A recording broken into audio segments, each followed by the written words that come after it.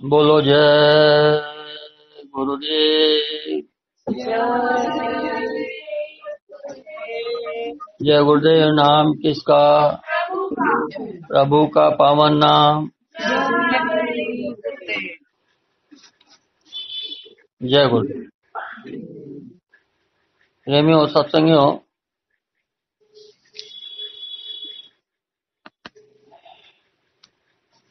पुराने समय में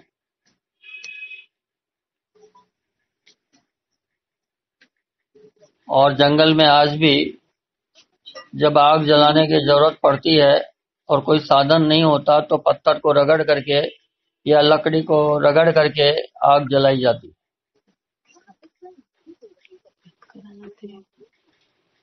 जब हम बच्चे थे तब सुनते थे कि ऐसे, तो हम सोचते थे कि ऐसे कैसे आग जल सकती, लेकिन वास्तव में यही तरीका है आग जलाने का। या तो लकड़ी को रगड़ा जाता है या पत्थर को, और उसे बहुत तेजी के साथ लगातार रगड़ना पड़ता है। अगर आप धीरे धीरे रगड़ेंगे तो कुछ नहीं होगा। ठीक इसी ढंग से अगर हमें अपनी हृदय के अंदर उस चेतन शक्ति को जागृत करना है तो वह एक बार में नहीं होगी, उसे रगड़ना पड़ेगा। वह नाम रूपी पत्थर है जिसे उस हृदय पर रगड़ना पड़ेगा और बहुत तेजी के साथ रगड़ना पड़ेगा। हमें अपना पुरुषार्थ पूरा करना पड़ेगा। अगर हम ये सोचेंगे कि चलो कर लिया, हमने तो अपना ड्यूटी पूरी कर ली, तो वह चेतना जागृत नहीं। वो तो शुरू में जब तक हमारे भाव आधे अधूरे रहते हैं तब तक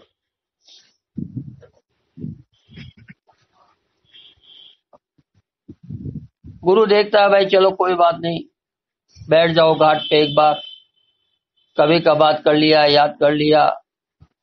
धीरे धीरे मन आपका उत्तर झुकने लगेगा तो आप ज्यादा करने लगेंगे, आप जुड़ जाएंगे। तो शुरुआत की बात अलग होती है, लेकिन धीरे धीरे जब अंदर की ज्योति हमें पकड़ने लगती है और जब हमारे अंतर मन धीरे धीरे निर्मल होने लगता है तो हमारा खिंचाव होता है। फिर स्वभावतः हम चाह करके भी अपनी साधना को रोक नहीं पाते, वह अपने आप तेजी पकड़ लेती। तो इस प्रकार से अंदर की ज्योति जगाने के लिए हमारे को दो चीजों की जरूरत है।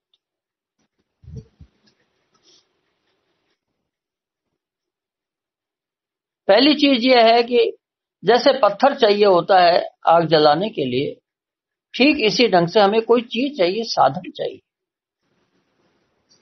बिना साधना के, बिना साधन के ज्योति नहीं जगेगी। साधन, साधना और साधन, साधन अलग चीज है, साधना अलग चीज है। साधन और साधना में क्या फर्क है? हम कहते हैं कि भाई वहां जा रहे हो, तुम्हारे पास क्या साधन है? आपको बंबई जाना है, आप किस साधन से जा रहे हो? साधन, भाई मैं गाड़ी से जा रहा हूं, मैं कार से जा रहा हूं, ये साधन है। और जो क्रिया हम करते हैं वो साधना है।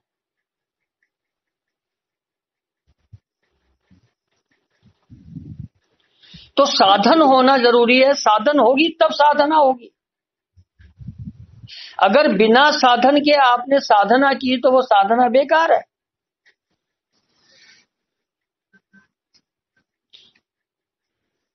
साधन चाहिए।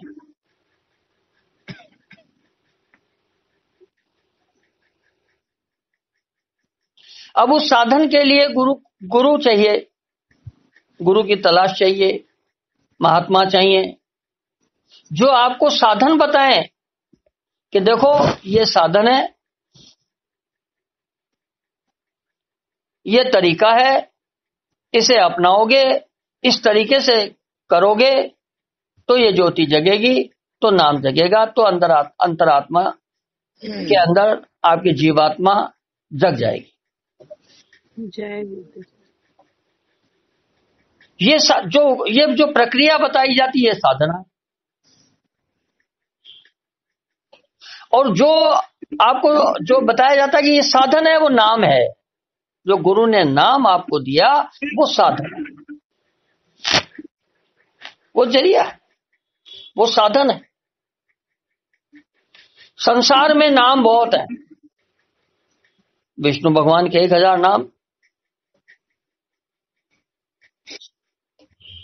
नाम बहुत सारे हैं। अब कौन सा नाम जपा जाए? आप सोचो कि साहब मैं कोई किताब उठा लूं और उसमें से कोई भी नाम मंत्र ले लूं और वो जपने लग जाऊं,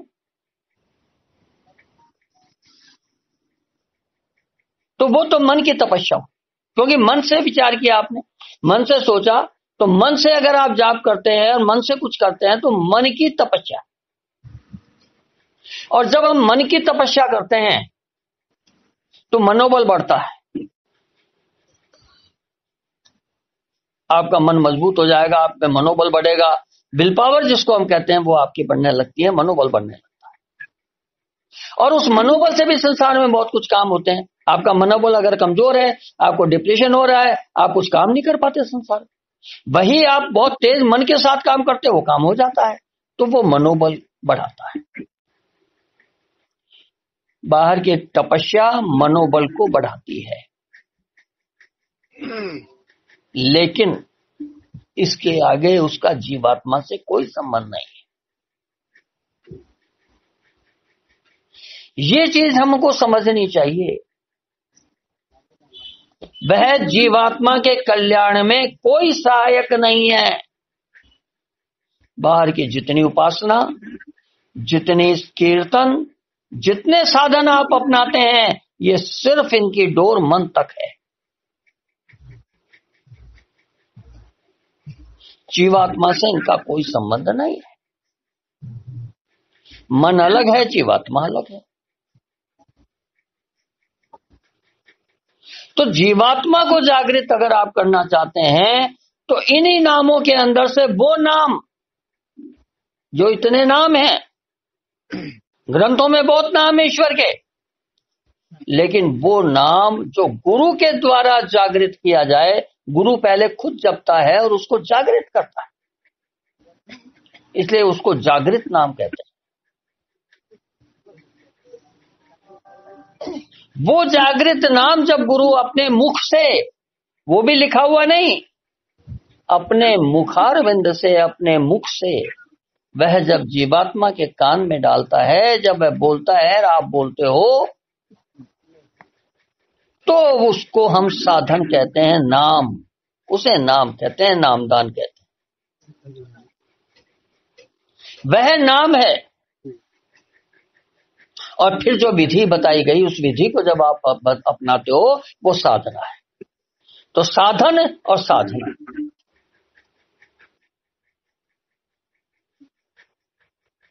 साधना बिना साधन के नहीं हो सकती। और साधन का महत्व बड़ा जबरदस्त है। कैसा साधन? साधन बहुत जरूरी है। आप स्कूटर लेकर के और जो है चंद्रमा पे नहीं जा सकते। हर चीज का साधन अलग अलग, जो लक्ष्य है उसके अनुरूप साधन होता है। लक्ष्य आपको पता नहीं। अब आप सोचोगे भैया हम तो ये भी कर रहे हैं, मैं तो राम राम जप रहा हूं, ये साधन, ये भी तो साधन है, ये भी तो नाम है, ये भी तो तपस्या है। तो आपको ये बात पता नहीं है कि साधन, हर साधन एक नहीं होता, हर नाम एक नहीं होता, हर मंत्र एक नहीं होता। लक्ष्य के अनुरूप साधन होता है, नाम होता है। किस गुरु ने, वह गुरु कहां तक पहुंचा हुआ है और उसने कौन सा नाम दिया है। अंदर में जो धनी होते हैं, उन धनी के साथ उस नाम को जोड़ दिया जाता है, तब जाकर के वो असली नाम आपके कान में पड़ता है, तब उसका वो जीवात्मा से संबंध होता है और तब वो असली साधन कहलाता है। केवल वही साधन जीवात्मा के कल्याण के लिए होता है, बाकी कोई साधन जीवात्मा के कल्याण के लिए नहीं होता। बहुत से लोग सत्संगी और संसार वाले सत्संगियों से कई बार सवाल पूछता हूं, वो जवाब नहीं दे पाते क्योंकि उनको पता ही नहीं। नए जो सत्संगी हैं खास तौर से, उनको नाम नाम में फर्क पता नहीं है। क्या फर्क है? संसार वाले तो बिल्कुल ही नहीं समझते। संसार वाले तो समझते हम चले गए कीर्तन में, वो भी ठीक है। आज पाठ चल रहा था, आज सुंदरकांड का पाठ है घर पे। अरे भाई ये भी तो तपस्या है, ईश्वर का नाम तो हम ले ही रहे ना।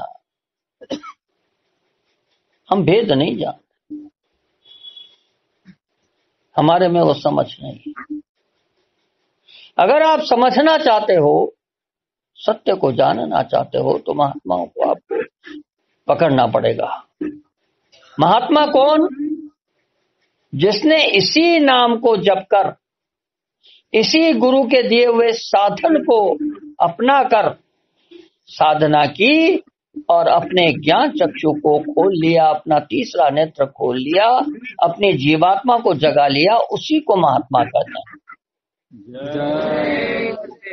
बाहर से आपने भगवे वस्त्र पहनो मत पहनो, लुंगी पहनो, चद्दर ओढ़ो और नंगे रहो, कुछ रहो, वो अलग चीज है, उससे कोई फर्क नहीं। ये बाहर की चीज है। ये देह है, पंच भौतिक देह शरीर है। इस शरीर को आप कैसे ढको न ढको, इससे महात्मा नहीं होता कोई। किसी ने दाढ़ी रखी, किसी ने नहीं रखी, किसी ने मूंछ रखी, किसी ने नहीं रखी। ये तो सिर्फ आप, वो भी महात्मा अलग अलग क्यों? क्योंकि गुरु उनका काम निर्धारित, जब उनकी जीवात्मा जग जाती है तो फौरन गुरु आदेश दे देता उसी वक्त कि देखो तुम्हारा जन्म इस काम के लिए हुआ है, तुम्हें ये काम करना। जो काम बताया जाता है उस काम के अनुरूप उनको अपनी वेशभूषा अपना करके वो काम करते हैं, तो इसलिए उनका वेशभूषा अलग हो जाती है। अब आप करने लगोगे नकल, भाई उन्होंने भगवे वस्त्र पहने मैं पहन लूं, उन्होंने सफेद पहने मैं पहन लूं, उन्होंने ये किया तो मैं ये कर लूं, तो नकल हो गई। गुरु ने आदेश नहीं दिया।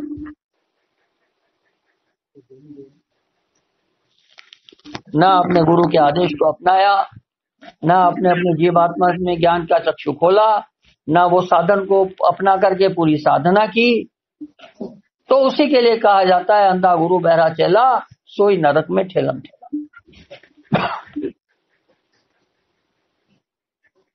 ऐसे महात्मा कोई अंधा, चेला भी बहरा, वो सुनता नहीं। दोनों नरक का।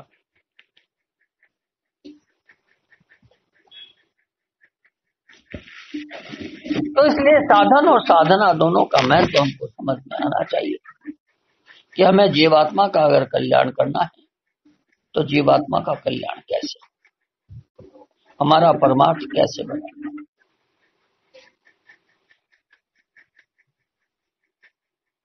हम बाहर की चीजों में जितना ज्यादा फंसेंगे हमारा परमार्थ खराब है।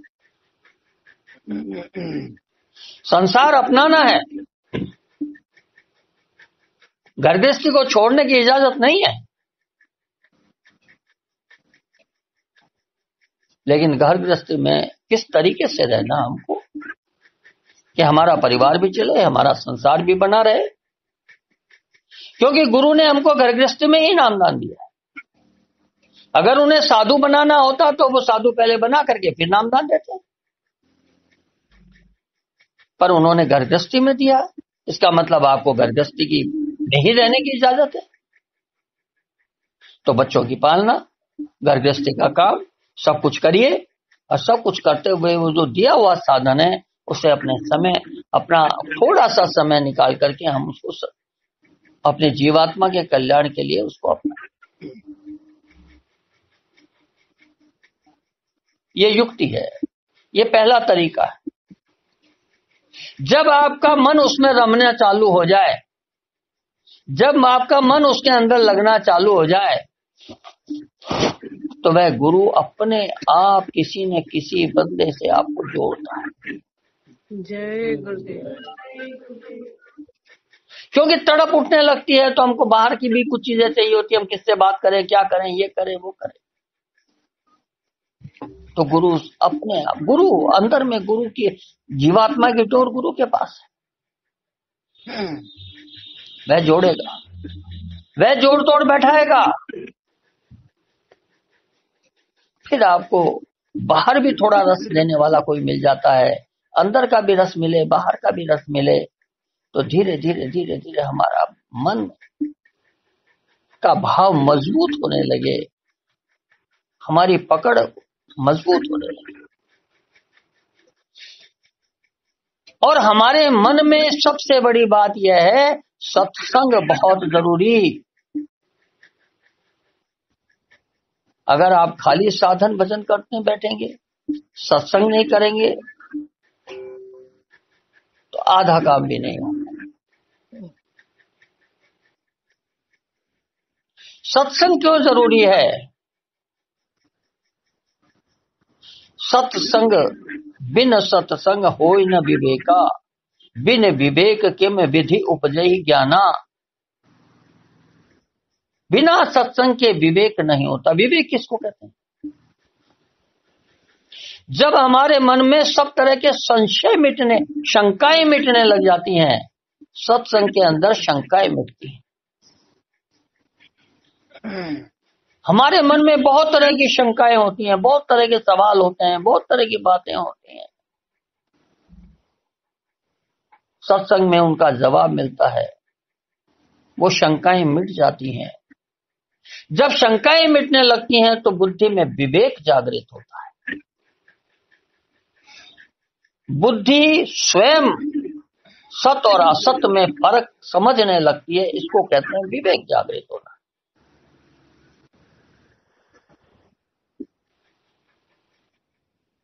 और जब विवेक जागृत होता है, सत और असत का भेद फर्क करने लगती है बुद्धि स्वभावतः अपने आप, तब वह उसमें ज्ञान प्रज्वलित होता है। और जब वह ज्ञान प्रज्वलित होता है,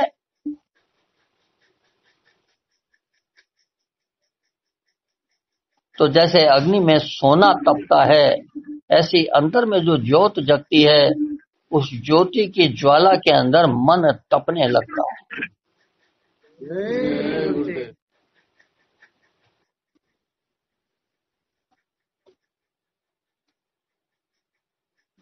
ज्योति जो जगती है, आप कभी भी वह उल्टा नीचे की तरफ नहीं होती है, वह ऊपर होती है, ऊंची होती है।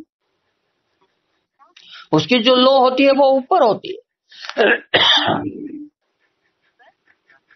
ऐसे ही हमारे अंदर की जब ज्योति जगती है, तो सारी ऊर्जा सिमट कर पांवों से ऊपर की तरफ, मस्तिष्क की तरफ चलती है।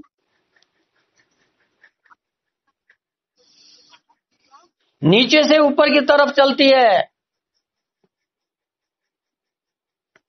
इसलिए नीचे से पांवों की धीरे धीरे धीरे धीरे पांवों से ऊर्जा सिमट कर मस्तिष्क की तरफ चलने लगती है।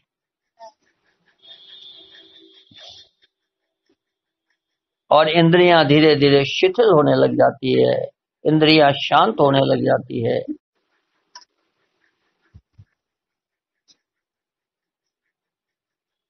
संसार की कामुकता खत्म हो जाती है। आपका मन उस ज्ञान ज्योति में बिल्कुल निखर करके साफ हो जाता है, और वह मन फिर जीवात्मा के साथ जुड़ करके उसको गगन मंडल में चढ़ा देता है। जय गुरुदेव। यह है साधना। फिर वो अनाद नाद, वो शब्द अंदर में जो चल रहा है, वह अनहद नाद जब अंदर में मन में उतरता है, वो घंटा शंख की ध्वनि जब हमें सुनाई देने लगती है, तो मन इतना निर्मल, इतना पवित्र, इतना शांत हो जाता है, जन्मों जन्मों के कर्म जल करके खाक हो जाते। जय गुरुदेव।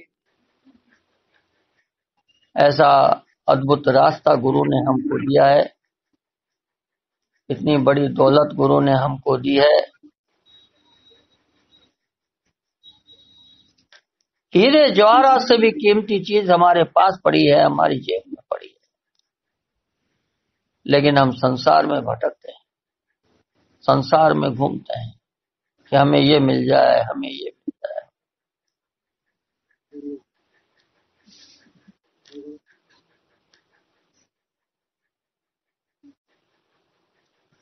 एक जमाना था, मुझे आज भी याद आता है,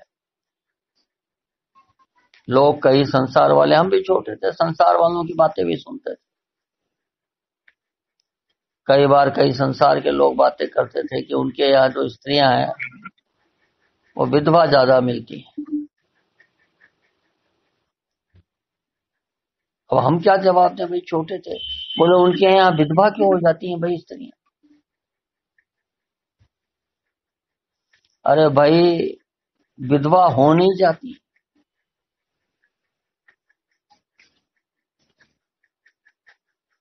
लेकिन जब तक हमारी गृहस्थी है तब तक किसी को जरूरत का महसूस होती है भजन की।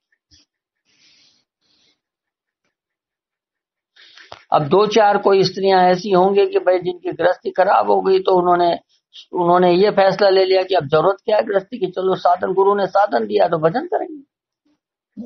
लेकिन संसार वालों की जो दृष्टि होती है देखने की, वो इसी ढंग की होती है। दोष देखते हैं, दुर्गुण देखते हैं, और कई बार सत्संगी भी जो है इस ढंग के दोष और दुर्गुण उनके देखने से, उनकी बातों से विचलित होते हैं। सत्संगियों को विचलित नहीं होना चाहिए, बिल्कुल विचलित नहीं होना चाहिए सत्संगियों। भाई उसकी दृष्टि है, वो अच्छा देखे बुरा देखे, उसकी मर्जी, उससे हमारे क्या फर्क पड़ता है।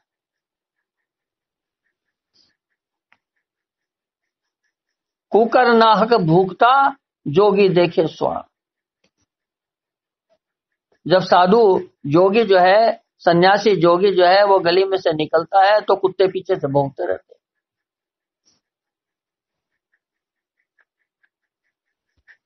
ये कहा गया है। तो संसार वाले बड़बड़ करते रहेंगे, इससे हमें क्या फर्क पड़ता है। हमारी बुद्धि इतनी परिपक्व होनी चाहिए कि हम बातों को समझें, संसार पे हमारा असर हो, हम पर संसार का असर नहीं हो। हम क्यों बहके संसार के?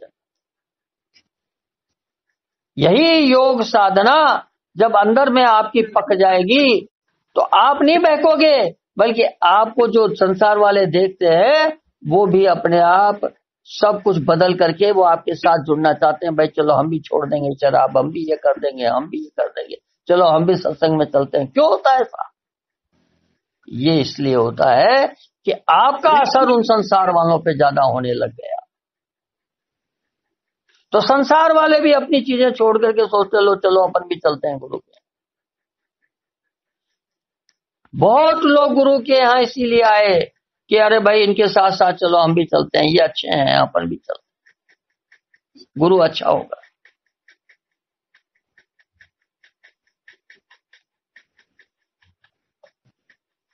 तो इतना मजबूत अपने मन को करिए, मन मजबूत करने से नहीं होगा।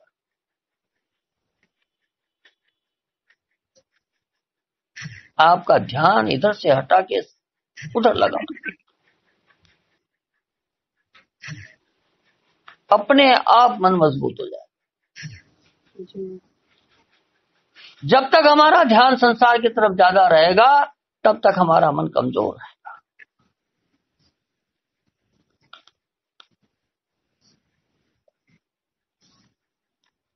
इसीलिए जैसे संसार वाले सत्संगियों को देखते हैं, सत्संगियों में उनको मजबूती नजर आती है, ठीक इसी ढंग से जो पके हुए साधक होते हैं उनको देख करके सत्संगियों में मजबूती नजर आती है। पके हुए जो साधक होते हैं उनका पास में बैठना उठना ही बहुत भारी होता है। साध तो अलग ही चीज है, लेकिन जो पके हुए साधक होते हैं उनका भी असर बहुत जबरदस्त होता है। तो आप अपने आप को पका हुआ साधक बनाओ, तपा हुआ सोना बनाओ, पका हुआ साधक बनाओ। अंदर में ये महसूस करो आप कि तपा हुआ सोना, आग में जल करके सोना बिल्कुल साफ हो जाता है, गंदगी जल जाती है।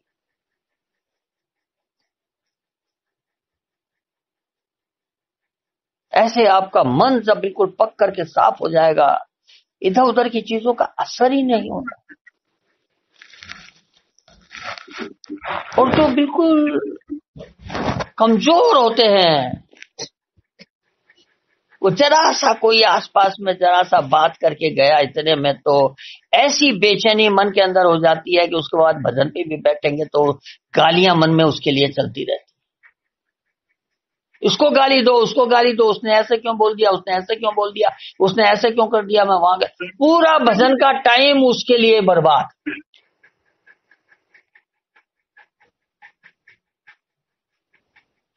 अरे भाई, वो तो कह कुआ करके गया, तू कमरे के अंदर बंद कान आंख करके बैठा है, लेकिन बैठा यहां है, लेकिन मन वहां है। इतना कमजोर मन हमारा। हम अपना भजन का समय भी उसको दे देते हैं। अरे भाई 10 मिनट तुझे भजन करना था, गुरु से नाता जोड़ना था, तूने 10 मिनट वो भी उसको दे दिए जो गाली दे के गया।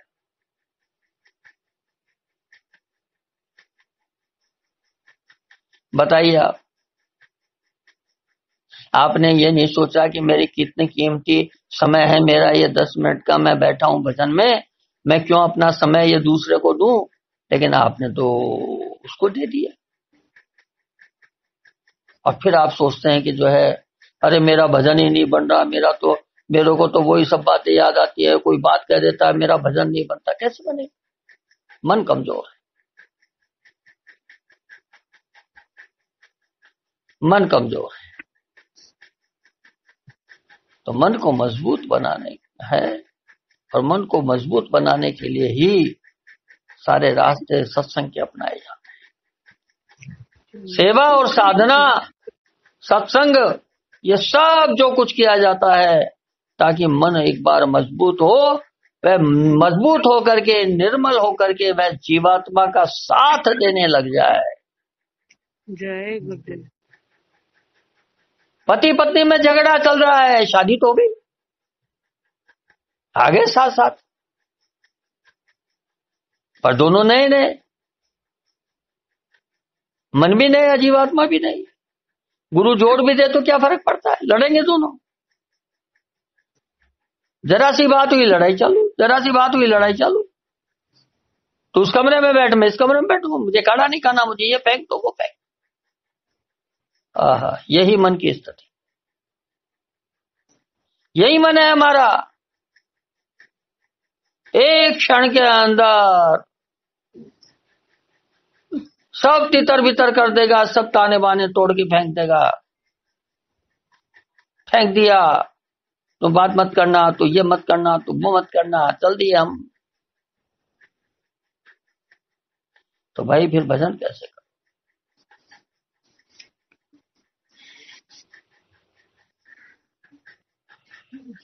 तो मन और जीवात्मा जब तक आपस की तार सही नहीं बैठेगी, जब तक दोनों में शांत भाव नहीं आए, तब तक मन जीवात्मा का साथ नहीं देगा। कितना भजन कर लो चाहे आप,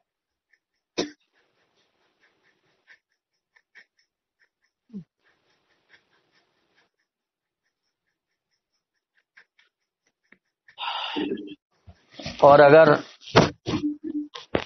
मन के अंदर वो सारी चीजें आ गई तो जो आप साधना 6 महीने में करते हो वह मन कई दिनों के अंदर, कई घंटों में वो साधना पूरी कर देता है। जय गुरुदेव। पर मन उसके लिए उतना तैयार तो हो पहले। इसीलिए यही तो फर्क है। कुछ लोग गुरु के यहाँ ऐसे आते हैं कि जिनकी सूरत तुरंत चढ़ जाती है ऊपर, मन निर्मल है। बहुत दृष्टांत ऐसे मिलेंगे आपको कि कोई महात्मा बैठा है और उसके बाद कोई शिष्य ऐसा आता है जो बैठे हुए, स्वामी विवेकानंद के, रामकृष्ण परमहंस के यहाँ कितने सन्यासी पहले से थे ना उनके शिष्य। फिर विवेकानंद के अंदर ही वो ज्योति क्यों जगी? तुरंत जग गई 24 घंटे में। बाद में तो खाली साधना बचती है, क्योंकि वो नियम है, उतना पूरा करना है आपको, लेकिन ज्योति तो जग गई।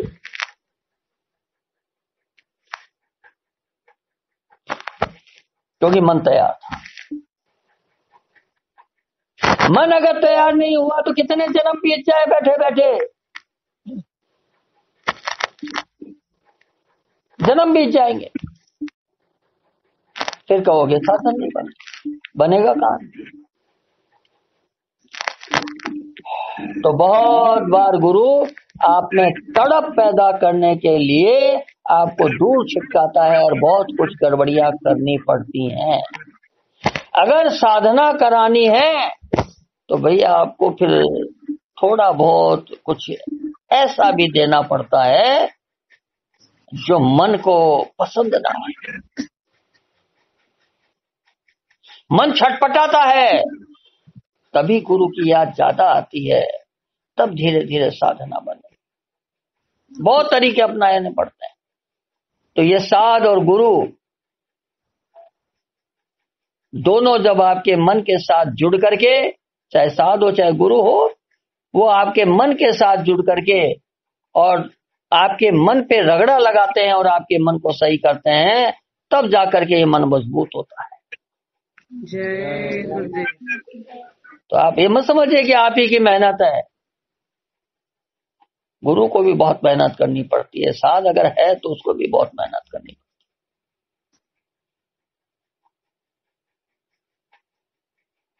तो प्रेमियों, सत्संगियों,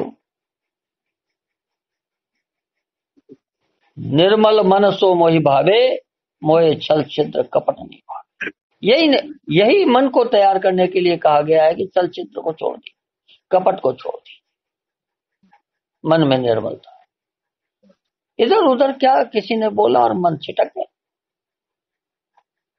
मन आपका कितना स्थिर एक जगह पर है, और इसकी परीक्षा एक ही है, जब आप भजन पे बैठो तो लोगों की गालियां कितनी याद आती है आपको। अगर ज्यादा आती है तो समझ लीजिए आपका मन बहुत कमजोर है,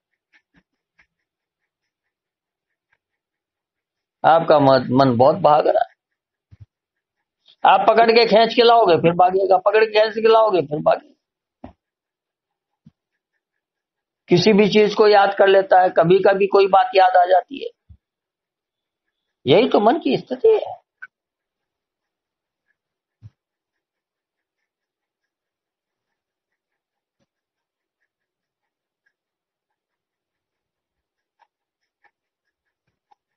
साध और गुरु का प्रेम इसी मन को मजबूत करने के लिए उनसे प्रेम किया जाता है, उनकी प्रीत की जाती है। हमारा ध्यान उधर खींचेगा, धीरे धीरे मन उनकी बातों में खो जाता है, संसार की बातें कम हो जाती है। अगर हम उनकी बातों में खो गए तो संसार की बातें कम हो जाए, फिर हमें सत्संग की बातें ज्यादा याद आने लगी। भजन के समय भी वो चीजें कम हो जाएंगी, संसार की बातें कम हो जाएंगी, ये बातें याद आएंगी। तो मन से कालिक कम होती है, राग द्वेष कम हो जाता है।